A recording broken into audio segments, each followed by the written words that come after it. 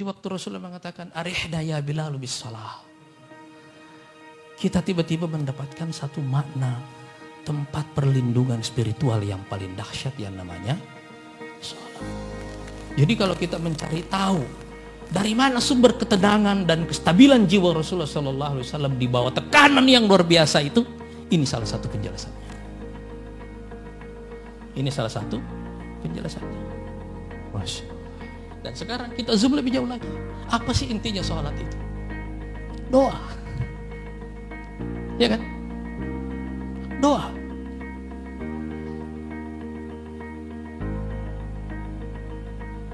Sekarang coba kita lihat saudara-saudara. Doa itu intinya apa? Ketergantungan. Ketergantungan kepada Allah Subhanahu wa taala. Zat yang maha besar.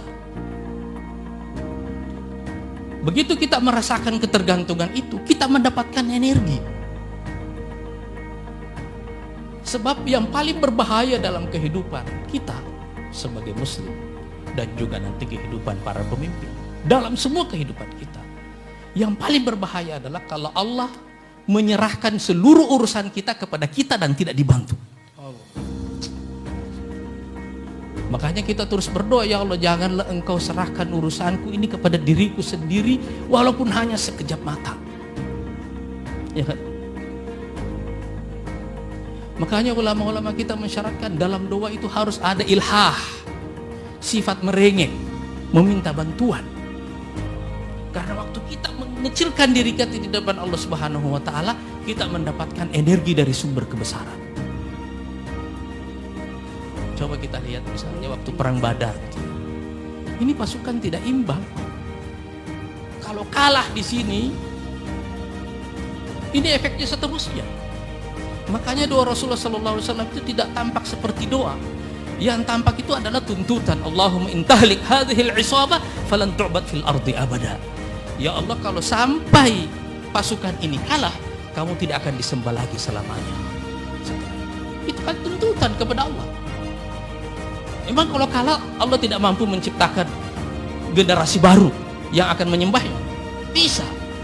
Tapi tuntutan seperti itu menunjukkan ketergantungan, dan ketergantungan itu yang disukai oleh Allah Subhanahu wa taala. Begitu cara kita mendapatkan sumber energi. Ya. Nah, sekarang kalau kita baca tekanan ini semua, apalagi kita di tengah krisis seperti sekarang, kita perlu sumber energi seperti itu. Dan sumber energi kita itu adalah hubungan yang tidak pernah putus-putus dengan Allah Subhanahu wa taala. Kita baru belajar satu sampel dari kehidupan Nabi Shallallahu alaihi wasallam. Itu pada dirinya sendiri. Saya sengaja fokus ke sini ini karena saya mengerti di tengah krisis ini kita semuanya menghadapi ancaman hilangnya daya tahan kita. Karena kita tidak pernah tahu sampai kapan kita akan hidup begini. Baik, Masya Allah. Jadi kalau boleh saya simpulkan, jadi pertanyaan barusan itu cara efektif meneladani Nabi. Yang pertama sekali bagaimana ini umat kembali bergantung kepada Allah, yaitu melalui sholat. Sebagaimana Nabi SAW. Baik Ustaz, Masya Allah. Ini lebih khusus nih, yaitu kepada kaum milenial. Yang notabene mereka ini mungkin sangat jauh dari kehidupan Rasulullah SAW, apalagi yang barusan disampaikan. Nah, apakah ada cara khusus menyampaikan tauladan Nabi ini kepada mereka? Sebenarnya kalau kita melihat orang-orang pertama yang masuk ke dalam Islam, itu kan anak muda semua. Betul. Iya. Siapa yang diutus oleh Rasulullah ke Madinah sebelum hijrah? Mus'ab bin Umair. Siapa yang memusuhi Nabi di Mekah? Itu yang tua-tua semua. Iya. Betul. Jadi yang ada bersama Nabi itu anak muda. Betul. Anak muda semuanya. Makanya 4 khulafaur rasyidin itu kalau kita lihat 2 diantaranya kan menantunya. 2 juga diantaranya lagi adalah mertuanya. Berapa umurnya Ali bin Abi Thalib waktu beliau mengambil selimut Rasulullah itu pada malam hijrah itu? Justru waktu Nabi melakukan rekrutmen dengan cara seperti itu, beliau ini merekonstruksi ulang pola hubungan antar generasi dalam masyarakat Arab pada waktu itu. Itu yang beliau lakukan. Coba kita ambil satu-satu ya. Masyarakat Quraisy itu terdiri dari banyak klan, kabilah-kabilah. Walaupun tidak ada struktur negara seperti yang ada sekarang ini, tapi faktanya setiap klan, kabilah-kabilah itu menjalankan fungsi-fungsi seperti yang ada pada negara umumnya. Jadi misalnya klan Bani Makhzum, dari mana Umar bin Khattab ini berasal, Khalid bin Walid, Abu Jahal, dan seterusnya, ini klan Bani Makhzum. Mereka ini dikenal pemberani, posturnya besar-besar. Nah, mereka biasanya mempunyai dua fungsi, yaitu diplomasi dan pasukan kuda. Klan Bani Umayyah ini klan pedagang. Dari sini Utsman berasal. Klan Bani Hashim ini umumnya adalah klan intelektual, karena turunan Nabi dari sini ini, dan spiritual. Jadi ada fungsi-fungsi itu semuanya gitu ya. Waktu Nabi melakukan dakwahnya pertama kali, yang menolak beliau itu adalah elit paling tinggi dari setiap kabilah itu. Jadi misalnya elitnya Bani Makhzum itu Abu Jahal, elitnya Bani Umayyah ya Umayyah. Nah ini yang semuanya menolak ini semuanya. Yang diambil oleh Rasulullah itu adalah generasi kedua di bawah mereka itu. Dari klan Bani Makhzum ada Umar bin Khattab. Dari klan Bani Umayyah ada Utsman bin Affan. Dari klan Bani Hashim pertama kali ada Ali bin Abi Thalib, nanti menyusul kemudian Hamzah, ya kan? Tapi Abu Thalib kan tidak ikut, walaupun mendukung gitu ya. Artinya tidak masuk ke dalam Islam. Nah, waktu peristiwa perang Badar, seluruh elit nomor satu dari semua kabilah ini mati dalam perang Badar itu, kaum musyrikin itu. Nah, yang tersisa elit tertingginya di situ, Abu Jahal mati, Umayyah mati, semuanya tewas di situ. Yang tersisa tinggal satu, Abu Sufyan. Di bawah Abu Sufyan itu ada Khalid bin Walid, ada Amr bin As, dan seterusnya gitu kan. Nanti kelak orang-orang ini masuk semuanya ke dalam Islam.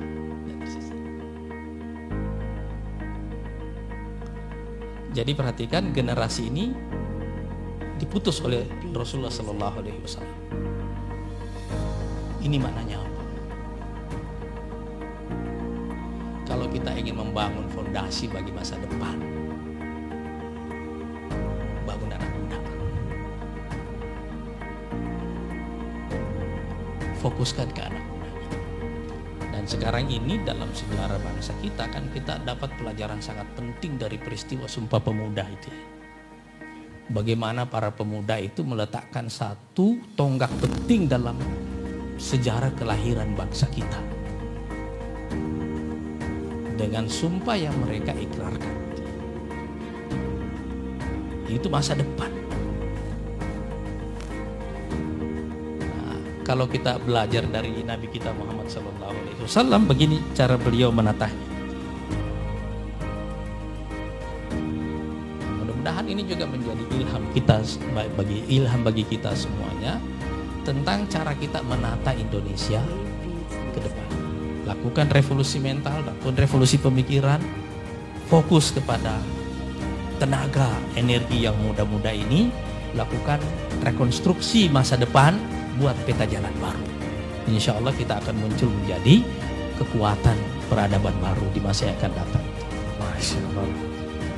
Setelah kita mendengar bagaimana cara Nabi membangun sebuah peradaban dari awal kali Nabi di Mekah sampai ke Madinah dan juga sampai Fathu Mekah, akhir peradaban menguasai dunia dan dimulai dengan menggarap generasi muda, kan?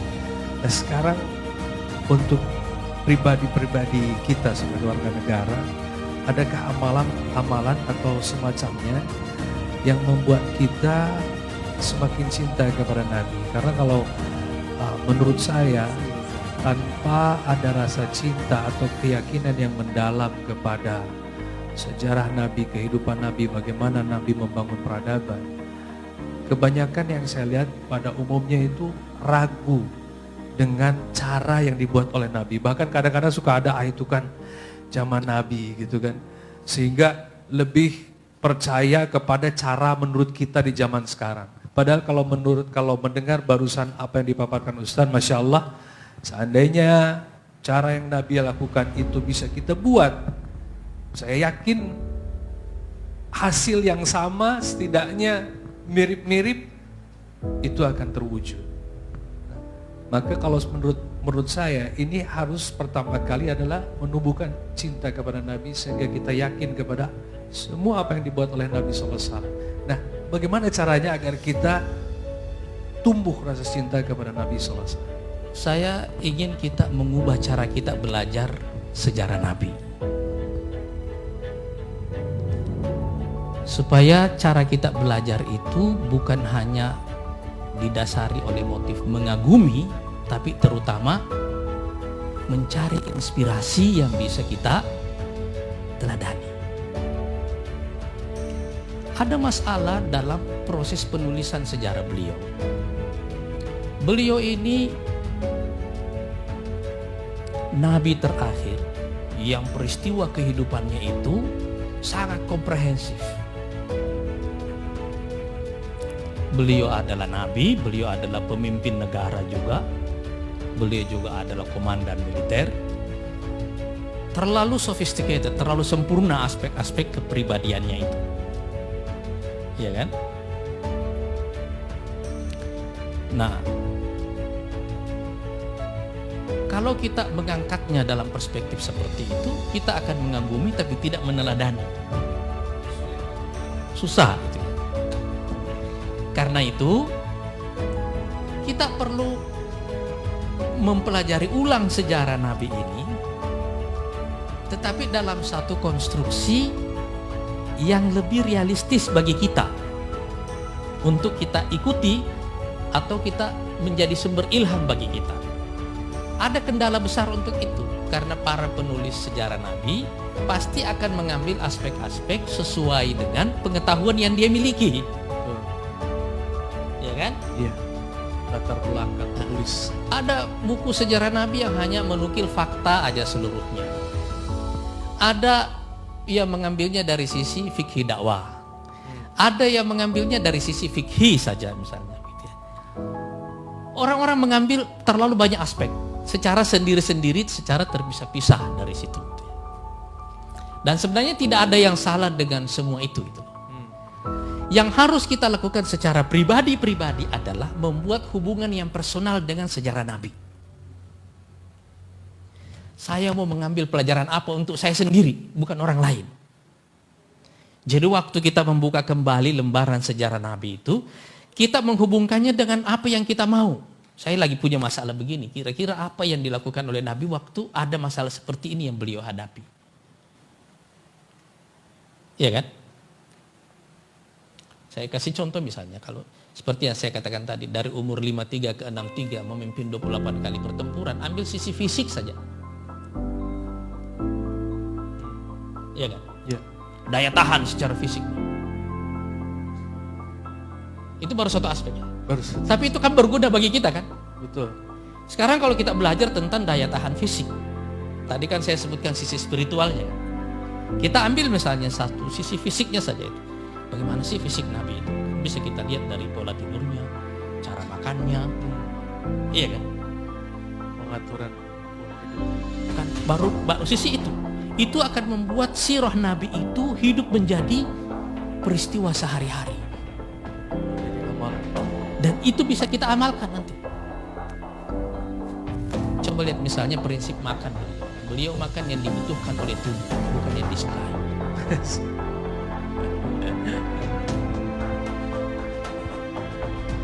Iya kan? Makannya itu keperluan bukan kebutuhan. Jadi apa yang diperlukan oleh tubuhnya itulah yang beliau makan. Kalau kita mungkin kebanyakan apa yang dibutuhkan nafsu. Makanya kan beliau disebutkan ciri-ciri fisiknya itu perutnya itu rata.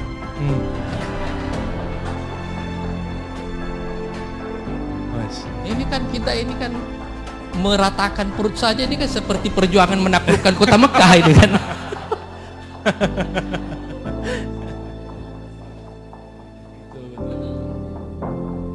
Karena itu baru satu kita ambil. Posturnya tegap, perutnya rata kayak begitu. Saya suka hitung itu kalau kita ambil sedikit realistis. Dulu orang pernah kan pakai pedang begini. Itu pedang berapa sih beratnya kira-kira itu? Ada berapa kilo kira-kira satu pedang? suatu pedang. Sekarang coba bayangkan kalau fisik kita tidak kuat, pegang pedang aja nggak bisa. Gimana menebas orang gitu? Sekarang coba hitung senjata berat berapa. Itu maksud saya bahwa satu kelayakan fisik. Satu aspek saja yang kita pelajari itu bisa kita mendapatkan ilham yang sangat banyak untuk kehidupan sehari-hari kita. Sekarang kita misalnya belajar menata emosi. Memimpin negara.